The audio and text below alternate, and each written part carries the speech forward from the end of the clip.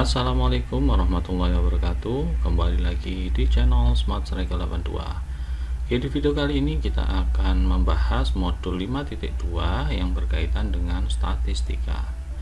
Modul ini dapat kalian akses pada blog smartstriker82.com. Oke, kita akan bahas modul 5.2. Yang pertama akan kita bahas adalah penyajian data.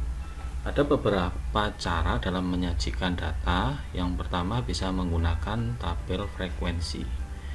Tabel frekuensi ini menyatakan suatu nilai dan frekuensinya sebagai berikut.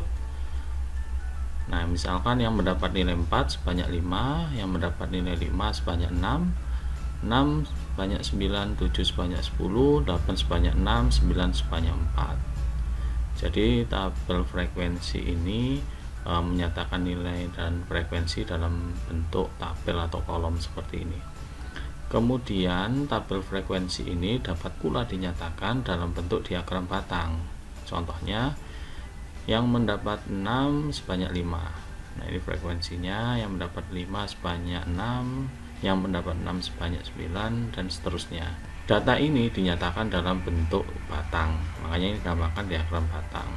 Oke, selanjutnya dalam menyajikan data itu bisa pula menggunakan diagram garis. Diagram garis ini menghubungkan titik-titik yang menyatakan hubungan antara nilai dan frekuensi sebagai berikut. Yang mendapatkan nilai 4 sebanyak 5, kemudian kita plot titiknya di sini. Begitu pula yang mendapatkan nilai 5 sebanyak 6, kita plot titiknya di sini. Dari dua titik ini dihubungkan menjadi sebuah garis. Kemudian dari titik-titik yang lain kita hubungkan sehingga datanya sebagai berikut.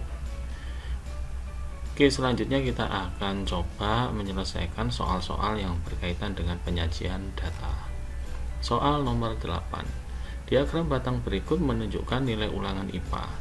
Siswa yang memperoleh nilai kurang dari 8 sebanyak, oke, silakan kalian pikirkan terlebih dahulu. Oke, pembahasannya sebagai berikut. Banyak siswa yang memperoleh nilai kurang dari 8 sebanyak. Nah, di sini kita bisa lihat ini yang mendapat nilai 8. Kemudian yang kurang dari 8 berarti yang mendapat nilai 7 sebanyak 5. Kemudian yang mendapat nilai 6 sebanyak 4, yang mendapat nilai 5 sebanyak 1. Jadi totalnya yang memperoleh nilai kurang dari 8 ada 10. Oke, kita akan bahas penyajian data berikutnya, yaitu diagram lingkaran. Nah, pada diagram lingkaran ini terbentuk dari beberapa juring. Juring-juring ini memiliki sudut tertentu. Nah, untuk mencari sudut kita bisa menggunakan perbandingan data yang diinginkan per total data. Jadi total data dihitung dulu dikalikan 360 derajat kalau ingin membentuk sudut. Sedangkan kalau ingin menyatakan persentase, banyak data yang diinginkan per total data, jumlah data secara keseluruhan dikalikan 100% sebagai berikut. Nah, antara juring yang satu dengan juring yang lain itu saling senilai. Jadi kita bisa menggunakan perbandingan senilai untuk membandingkan data yang satu dengan data yang lain. Oke, kita akan coba selesaikan soal berikutnya, soal nomor 9. Diagram di bawah ini menunjukkan data hasil pertanian di Desa Maju Makmur tahun 2015. Jika banyak jagung yang dihasilkan 35 ton, maka banyak padi yang dihasilkan adalah. Oke, silahkan dipikirkan terlebih dahulu. Oke, pembahasannya sebagai berikut. Kita akan cari sudut pada jagung. Nah, sudut pada jagung itu bisa kita cari dari total sudut pada lingkaran dikurangi sudut yang ada.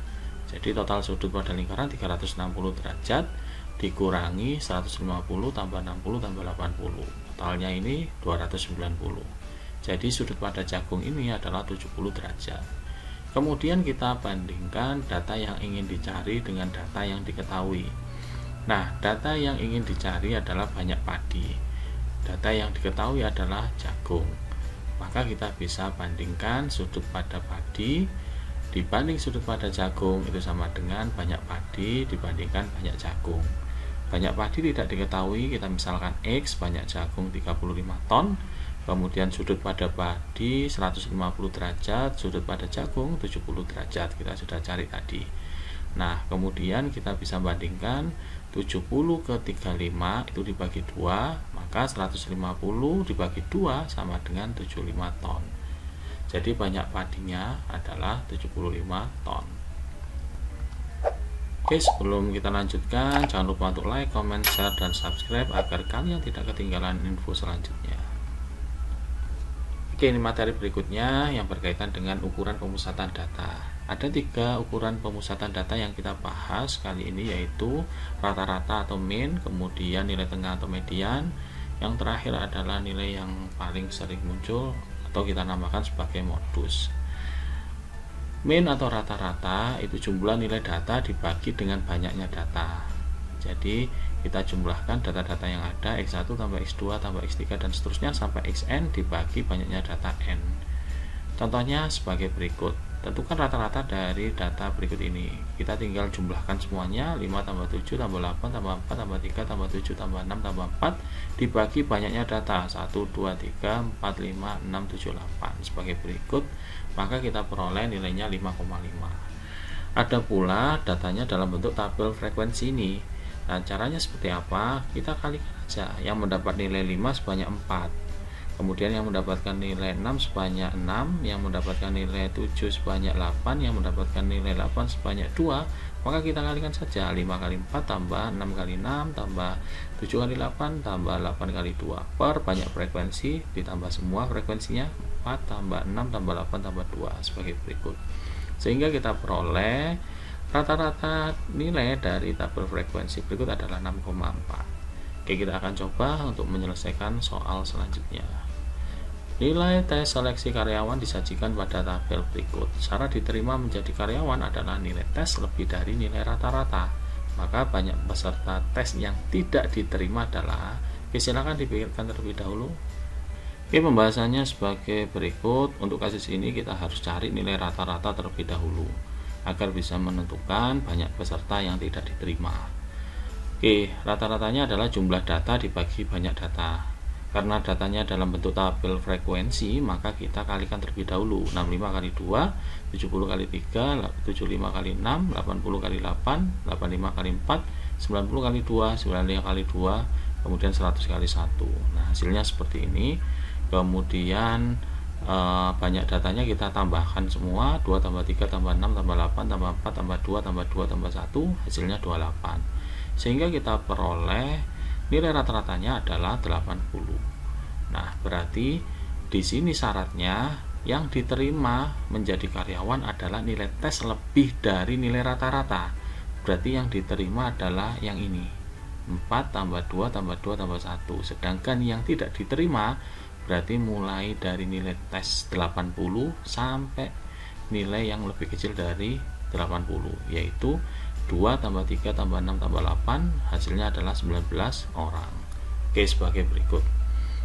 Oke, kita akan lanjutkan soal berikutnya. Informasi yang ada pada koran tersebut menunjukkan data pengunjung perpustakaan selama 5 hari. Ani penasaran ingin tahu banyak pengunjung pada hari Rabu. Tolong bantu Ani berapa banyak pengunjung pada hari Rabu. Oke, silakan dipikirkan terlebih dahulu. Oke, pembahasannya sebagai berikut. Nah, di sini diberikan data rata-rata pengunjung 41 orang. Berarti rata-ratanya sudah diketahui. Nah, di sini ada data yang tidak dapat dibaca, yaitu data pada hari Rabu. Maka kita tinggal jumlahkan saja pengunjung dalam 5 hari ini.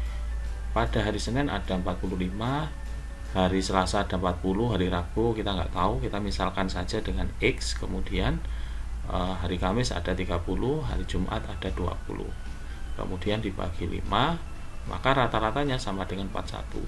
Kita kalikan silang, 41 kali 5 205, kemudian kita tambahkan semua, 45 tambah 40 tambah 30 tambah 20 135 ditambah X, maka dapat kita tentukan X nya sama dengan 70 orang. Oke, sebagai berikut. Oke, materi selanjutnya adalah rata-rata gabungan. Jadi rata-rata gabungan adalah rata-rata dari 2 kelompok atau lebih.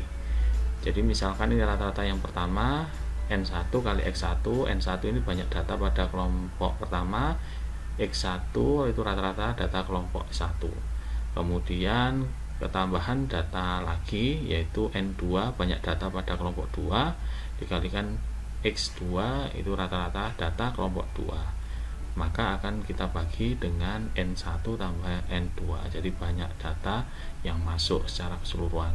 Contoh, rata-rata nilai 24 siswa adalah 88, sedangkan nilai rata-rata 16 siswa adalah 98. Jika rata-rata nilai keseluruhan digabung, maka nilainya sekarang menjadi, nah tinggal kita gunakan rumus ini.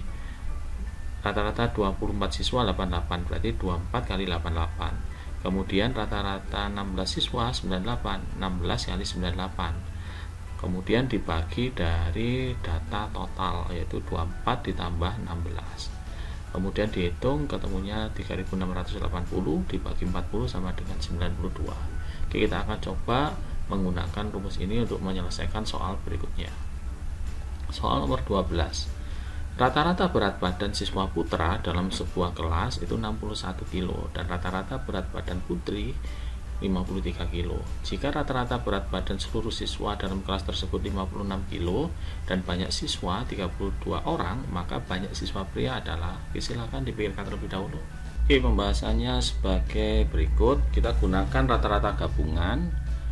Nah, di sini diketahui berat badan siswa putra adalah 61. Sedangkan banyak siswa putra nggak tahu, kita misalkan aja M, berarti 61 kali M ditambah berat badan siswa putri adalah 53. Kemudian banyak siswa putri kita nggak tahu, kita misalkan N, berarti 53 kali N. Sedangkan di sini berat rata-rata seluruh siswa adalah 56 dan banyaknya siswa 32. Di sini diketahui banyaknya siswa. Nah, kemudian kita kalikan silang, 56 kali 32 sama dengan 61M ditambah 53N. Ini persamaan yang pertama. Persamaan yang kedua, kita tahu bahwa banyak siswa 32 orang, yaitu M ditambah N sama dengan 32. Nah, kita akan menghilangkan variabel N, ya, karena yang diinginkan adalah banyak siswa putra atau variabel M, maka kita kalikan dengan 53. 53 kali M berarti 53M, 53 kali N berarti ditambah 53N, kemudian 32 kali 53 berarti 53 kali 32. Nah, karena N nya ini sudah sama koefisiennya, maka kita bisa eliminasi nilai N dengan pengurangan, maka diperoleh 56 kali 32 dikurangi 53 kali 32 sama dengan 61 dikurangi 53, 8M. Nah, ini kita bisa menggunakan sifat distributif karena ada suku yang sama, 32, ini 32, maka 32 bisa kita kelompokkan. Kita tinggal ngurangi saja 56 dengan 53. 56 dikurangi 53 adalah 3, 3 kali 32 adalah 96. Jadi 96 sama dengan 8M, maka nilai M-nya sama dengan 12. Nah, ini yang terakhir, yaitu berkaitan dengan modus dan median. Modus itu adalah data yang paling sering muncul atau data yang memiliki frekuensi terbanyak. Contoh modus dari data berikut adalah, nah di sini data yang paling sering muncul adalah 7. 7 di sini muncul sebanyak 3 kali. 1, 2, 3. Sedangkan yang lain itu kurang dari 3 kali. Jadi 5 muncul sebanyak 1, 4 sebanyak 2, 8 sebanyak 2, dan seterusnya, ya. Jadi modusnya adalah 7. Median ini nilai tengah setelah data diurutkan. Jadi kalau misalkan datanya acak, kita urutkan terlebih dahulu datanya dari kecil ke besar sebagai berikut. Kemudian kita tinggal melihat nilai yang berada di tengah. Jadi seperti ini. Nah, kalau misalkan datanya ganjil, itu data yang berada di tengah itu tunggal seperti ini. Jadi misalkan banyak datanya 9, maka data yang berada di tengah itu adalah data yang kelima, ya, seperti ini. Tapi kalau datanya genap sebagai berikut, maka untuk mencari mediannya kita tambahkan data yang kelima dan keenam, kemudian dibagi 2. 7 tambah 11 bagi 2 sama dengan 9. Oke, kita akan coba menyelesaikan soal-soal yang berkaitan dengan modus dan median. Diberikan data sebagai berikut 67, X, 74, 80, 65, dan seterusnya. Jika X adalah median data tersebut, maka nilai X yang tidak mungkin adalah, silakan dipikirkan terlebih dahulu. Oke, pembahasannya sebagai berikut. Jadi kalau kita hitung banyak datanya itu ada 11. Karena banyak datanya itu ganjil, maka median berada di tengah data setelah data diurutkan sebagai berikut: 60, 65, 67, 67, 70. Nah, ini nilai mediannya. Kemudian 74, 75, 77, 77, 80. Jadi nilai median yang mungkin itu terletak pada interval mulai 70 sampai 74. Karena kalau misalkan datanya di sini 70, maka mediannya juga termasuk 70. 71 termasuk mediannya di sini, 72, 73, 74 juga termasuk ya. Jadi nilai data yang mungkin adalah 70, 71, 72, 73, 74. Sehingga nilai X yang tidak mungkin adalah 75. Nah, di sini jawabannya. Oke, kita akan lihat soal selanjutnya, soal nomor 10. Modus dari data berikut ini adalah, silakan dipikirkan terlebih dahulu. Pembahasannya sebagai berikut. Jadi modus adalah data yang paling sering muncul. Nah, pada data ini 5 muncul 2 kali, 6 muncul 2 kali, 7 muncul 2 kali, 8 muncul 2 kali, 9 muncul 2 kali. Jadi masing-masing data itu munculnya sama. Karena tidak ada data yang paling sering muncul, maka modusnya tidak ada. Oke, sebagai berikut. Oke, saya rasa sekian dulu pembahasan kita berkaitan dengan statistika. Semoga apa yang saya sampaikan bermanfaat. Ihdinas siratal mustaqim. Assalamualaikum warahmatullahi wabarakatuh.